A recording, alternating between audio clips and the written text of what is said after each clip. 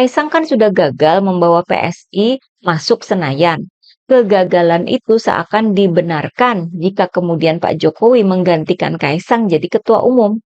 Kaisang yang bakal jadi korban.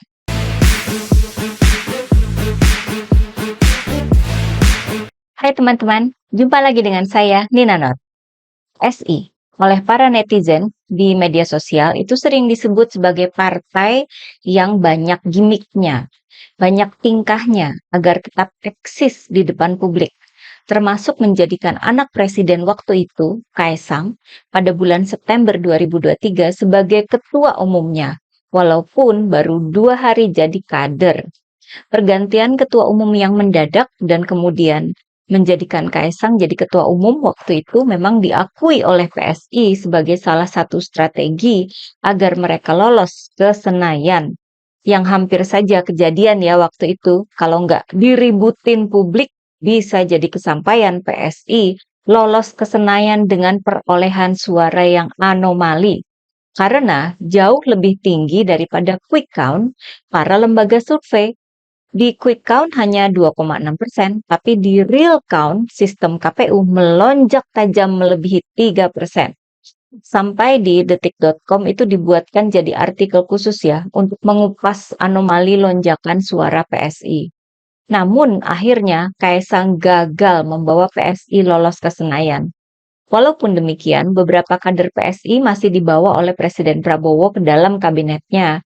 Sehingga mereka masih sedikit tertolong ya, nggak langsung tenggelam begitu habis pemilu. Kan susah ya kalau sudah kalah dalam pemilu lalu kadernya nggak ada yang masuk ke pemerintahan, ya tenggelam dong. Masa partai yang dipimpin oleh anak mantan presiden dan adik wakil presiden tenggelam? Kan nggak boleh dong ya. Padahal sudah mengaku sebagai partainya Jokowi. Oleh sebab itu, ketika sekarang ini PSI akan menggelar pemilihan ketua umum beberapa bulan mendatang, nama Pak Jokowi pun mereka sebut-sebut ya.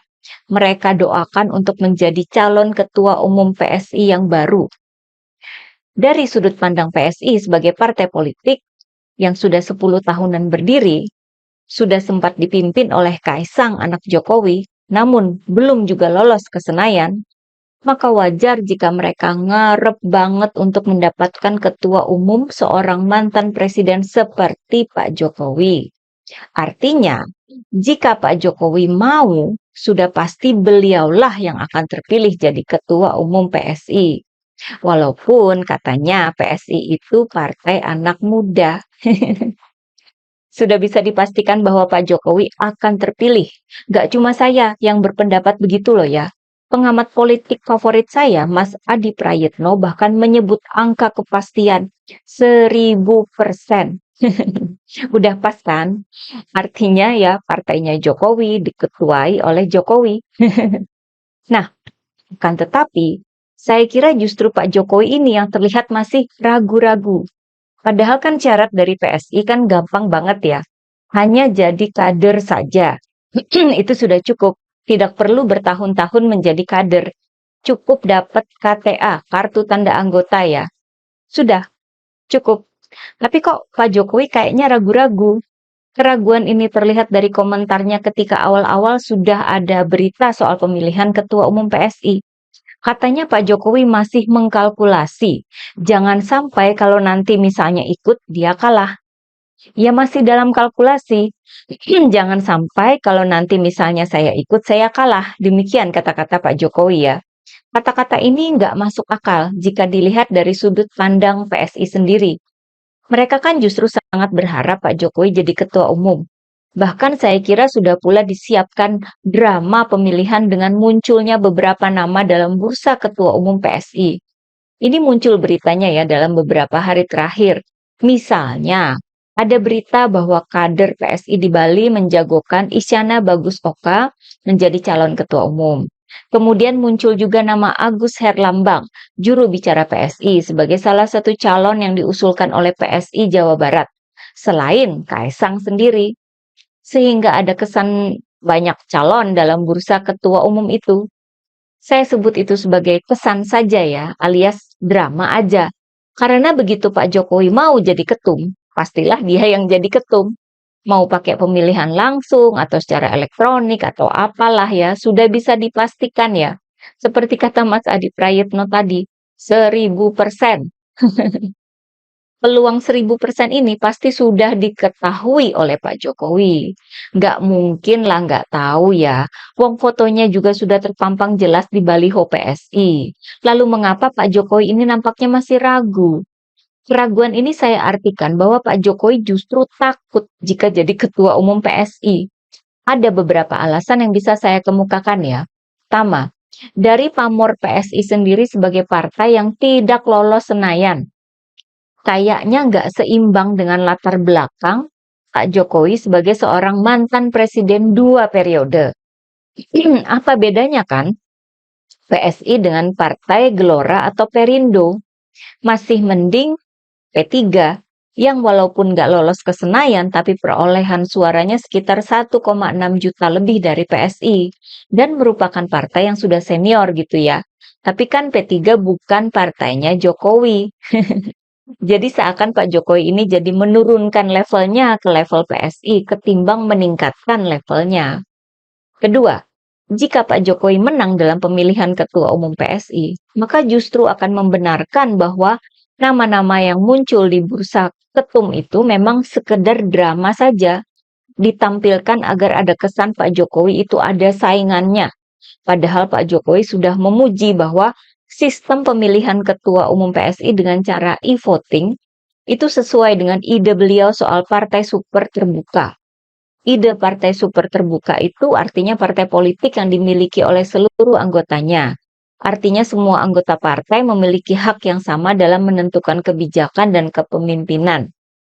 Drama pemilihan ketua umum itu kemungkinan besar bisa jadi bahan bulian atau celaan baru terhadap Jokowi.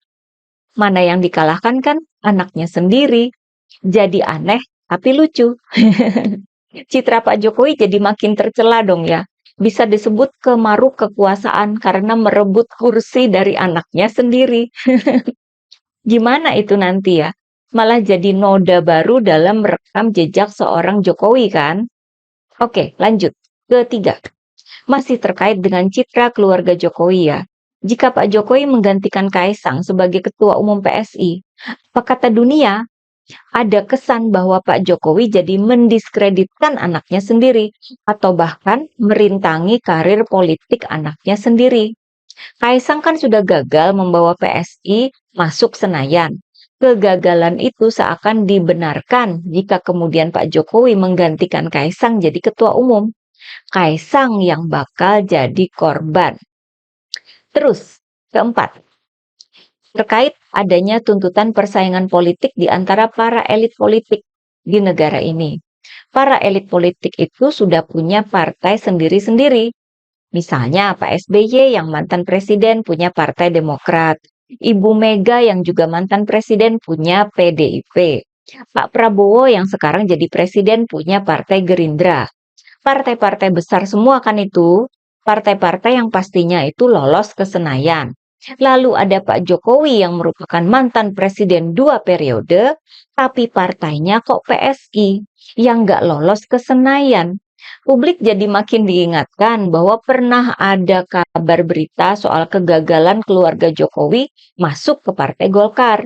Walaupun orangnya Jokowi, Bahlil sudah jadi ketua umum Golkar.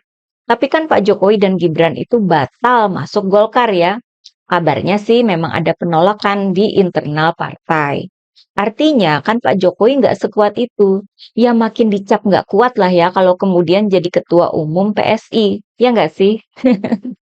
Kelima, dengan 4 alasan tadi ya, maka ada resiko tinggi yang harus ditanggung oleh Pak Jokowi jika menjadi ketua umum PSI. Resiko dicela, direndahkan, atau dibully oleh publik. PSI ini kan orang-orangnya juga ada yang blunder parah ya, kayak kasus Ade Armando yang menyebut bahwa Kesultanan di Yogyakarta merupakan politik dinasti. Saya kira blunder ini menjadi rekam jejak buruk dari PSI ya. Menjadi ketua umum partai itu berarti kan menanggung rekam jejak partainya juga kan. Kalau rekam jejak buruk lebih banyak timbang prestasinya, ya susah dong. Pak Jokowi sebagai ketua umum PSI pastinya diharapkan untuk menjadi magnet buat para tokoh politik senior lain untuk kemudian juga bergabung dengan PSI. Kalau partainya sekelas Golkar misalnya, mungkin Pak Jokowi masih merasa punya kekuatan besar untuk itu. Tapi kalau partainya itu PSI, apa bisa mendukung untuk menjadi magnet semacam itu? Kan malah jadi beban besar buat Pak Jokowi sendiri. Sudah repot ngurusin anaknya yang jadi wakil presiden, malah ditambah lagi dengan beban membesarkan PSI. Ngurusin Gibran aja kan cukup berat ya. Bahkan Pak Jokowi sudah disebut gagal memoles Gibran gara-gara blunder video Gibran di YouTube. Terus sekarang juga masih kelimpungan soal ijazah palsu. Apa mau ditambah dengan beban membesarkan PSI? Pak Jokowi justru memerlukan partai yang sudah eksis dan sudah kuat ya. Di mana saya kira PSI belum memenuhi kebutuhan itu. Resikonya terlalu tinggi buat Jokowi. Di Jakarta saja kan dukungan politik Pak Jokowi itu sudah terbukti tidak sekuat yang diharapkan. Gagal menjadikan Ridwan Kamil gubernur. Padahal di Jakarta pula PSI ini dikenal vokal oleh publik ya. Saya kok merasa Pak Jokowi sendiri kurang yakin atas kekuatan politik PSI di Jakarta. Ini kan jadi tantangan besar jika Pak Jokowi yang jadi ketua umum PSI. Gimana caranya menaikkan citra Jokowi di Jakarta setelah kekalahan di Pilkada 2024? PR lagi kan? Padahal PR-nya Pak Jokowi itu udah banyak kan? Jadi memang lebih banyak resikonya ya daripada manfaatnya jika Pak Jokowi ini menjadi ketua umum PSI. Makanya sekarang ini Pak Jokowi nampak maju mundur nggak jelas dalam soal pemilihan ketua umum PSI ini. Oke, bagaimana pendapat teman-teman? Terima kasih atas perhatiannya. Begitulah kura-kura.